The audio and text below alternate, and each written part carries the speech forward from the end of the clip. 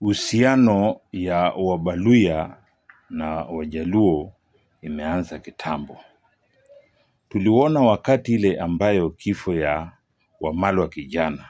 Tuliona marehemu Raila Amolo Odinga alileta ng'ombe kwa hiyo mazishi, kuonyesha uhusiano yao ni kubwa.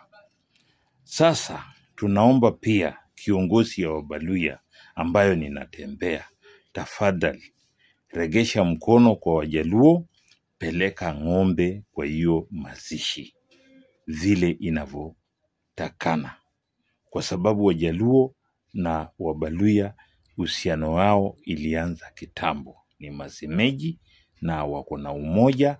Na tunaomba natembea fanya hivyo, chukua ng'ombe kama 10, peleka kule, sichinjwe, sikue katika sherehe ya hiyo mazishi. Hiyo ndio heshima ambayo sasa tutaregesha mkono vile wakati ile tulifanywa na marehemu Raila Amolo Odinga kwa kifo ya Wamalwa kijana.